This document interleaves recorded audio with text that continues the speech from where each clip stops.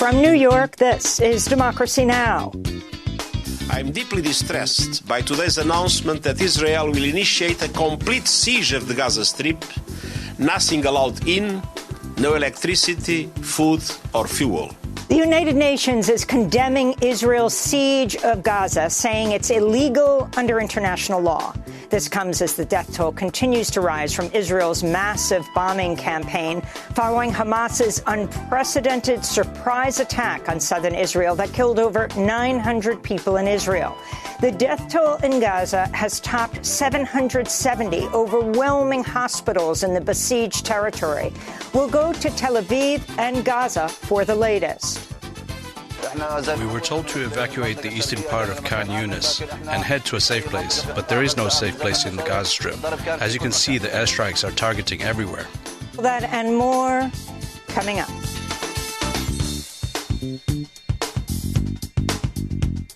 Welcome to Democracy Now!, democracynow.org, the War and Peace Report. I'm Amy Goodman. Israeli airstrikes continue to rain down across the Gaza Strip, where the death toll has climbed to more than 770 people and is expected to rapidly rise as Israel masses troops for a possible ground invasion.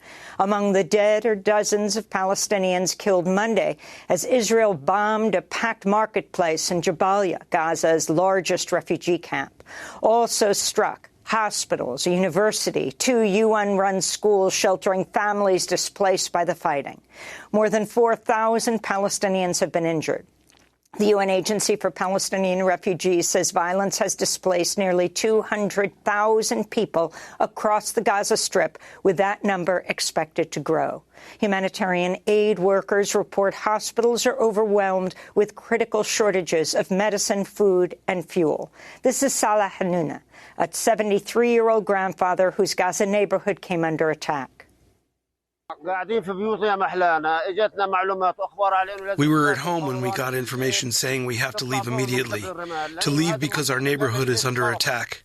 We took ourselves, our children, and grandchildren and daughters-in-law, and we ran away. I can say that we became refugees. We don't have safety or security. What's this life? This is not a life. Israel's government says the death toll from Hamas's weekend attack on southern Israel has climbed to 900. On Monday, an Israeli volunteer rescue organization said it had discovered more than 100 bodies in the Be'eri kibbutz near the Gaza border. Among those missing after the massacre is 74-year-old Canadian-Israeli peace activist Vivian Silver, who co-founded the Arab-Jewish Center for Equality, Empowerment and Cooperation and was a member of Women Wage Peace. Her son fears she's been taken hostage by Hamas. Israel's military says it's retaken control of the Gaza separation barrier breached by Hamas and is laying landmines in the area. On Monday, an Israeli airstrike hit the Rafah border, crossing in southern Gaza, temporarily closing the territory's only link with Egypt. The crossing was reportedly struck again Tuesday, injuring 2 people, leaving a crater obstructing the movement of people and supplies across the border. This comes after Israeli Defense Minister Yoav Gallant vowed to completely cut off the Gaza Strip and its 2 million inhabitants from the outside world. I have ordered a complete siege on the Gaza Strip. There will be no electricity, no food, no fuel. Everything is closed. We are fighting human animals, and we will act accordingly.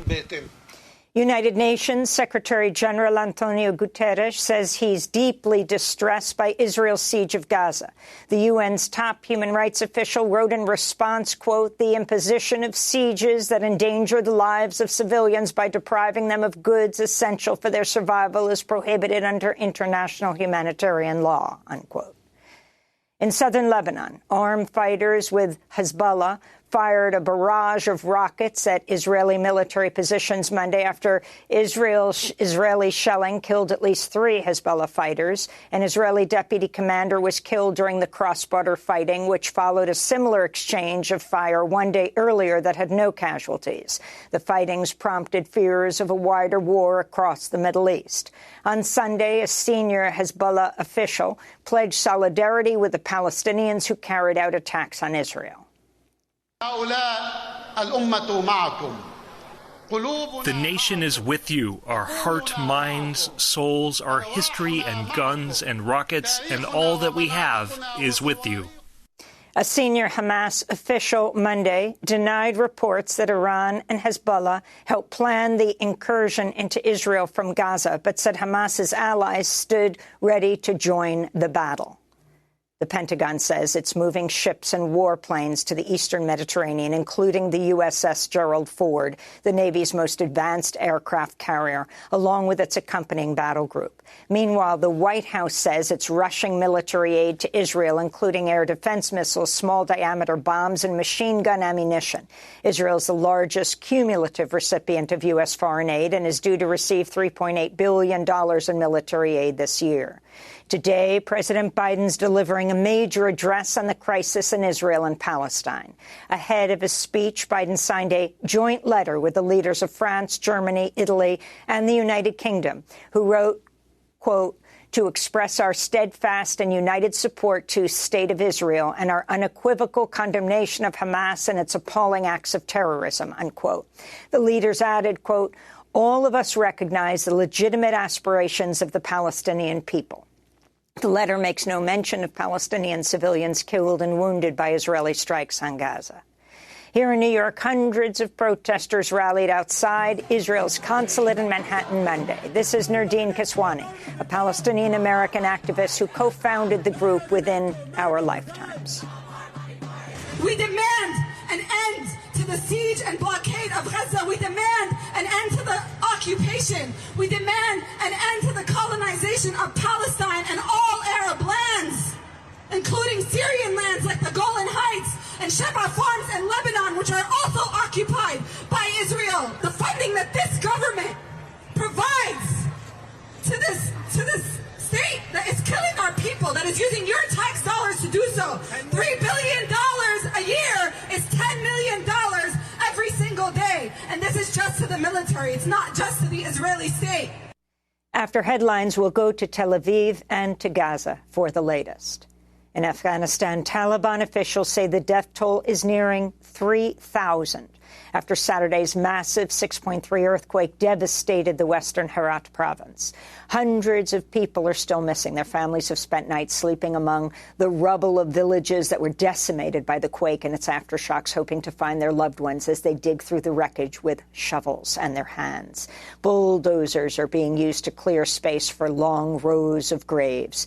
These are two of the survivors. My two grandchildren are dead. They are buried over there. I lost my whole life. Everything is under the rubble.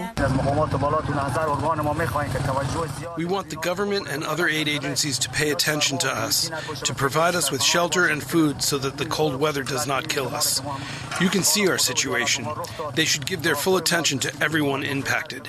Afghanistan was already facing a spiraling humanitarian crisis worsened by U.S.-led sanctions on the Taliban, with at least 15 million people struggling to access food and other resources. The United Nations is allocating funds for aid, while Pakistan, Iran and China have all pledged to send food, medicine, tents and more funds. Iran and Pakistan have also offered to send rescue workers. In Guatemala, riot police clash with protesters Monday as nationwide demonstrations grow, demanding the resignation of Guatemala's attorney general and prosecutors who've launched mounting legal attacks against President-elect Bernardo Arévalo and his progressive Semilla party. Guatemalan Attorney General Consuelo Porras and her backers are accused of attempting to derail the democratic process that led to Arévalo's historic victory in August and prevent him from taking office this January. Porras on Monday called on the Guatemalan government to repress the peaceful protesters as indigenous leaders and supporters continue to block dozens of roads and streets across Guatemala. Arévalo has warned of worsening measures to attempt to quell the demonstrations, including the possibility of right-wing officials enacting a state of siege. In the United States, Robert F. Kennedy Jr. said Monday he will no longer seek the Democratic Party's nomination and will run an independent campaign for president in 2024. RFK Jr. has drawn condemnation for spreading unfounded conspiracy theories about vaccines and over racist and anti-Semitic remarks about COVID-19. On Monday, 4 of RFK Jr.'s siblings, Rory, Kerry, Joseph, and Kathleen, wrote in a statement, quote, "Bobby might share the same name as our father, but he does not share the same values, vision, or judgment. Today's announcement is deeply saddening for us. We denounce his candidacy and believe it to be perilous for our country," his siblings wrote.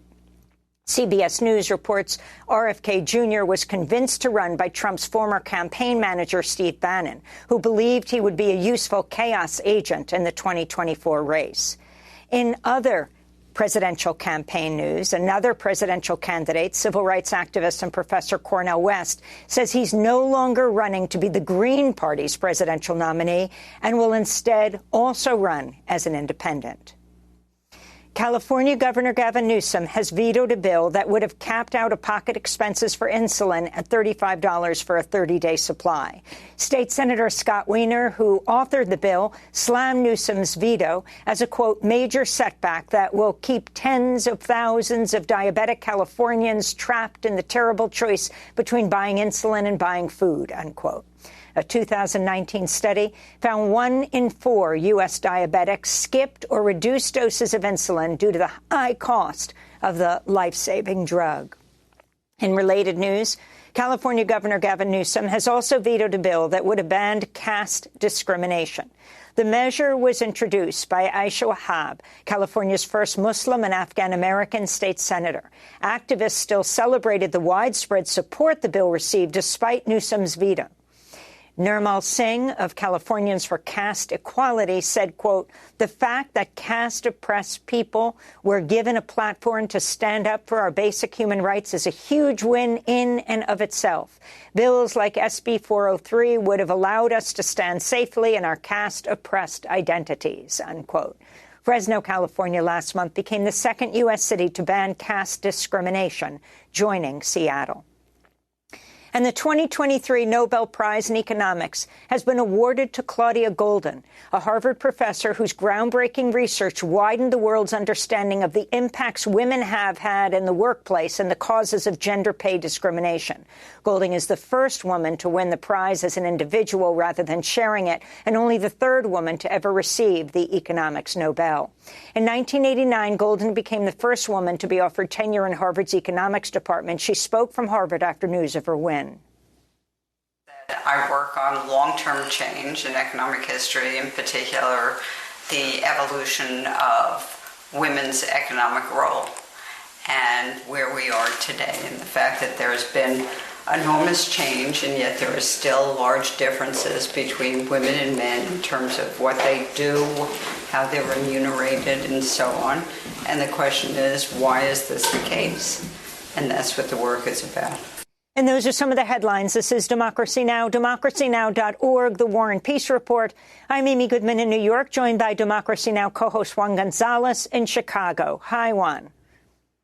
Hi, Amy, and welcome to all of our listeners and viewers across the country and around the world. Hospitals in Gaza are being overwhelmed as Israel continues a massive bombing campaign in response to Saturday's surprise attack by Hamas militants on southern Israel. The death toll inside Israel has surpassed 900.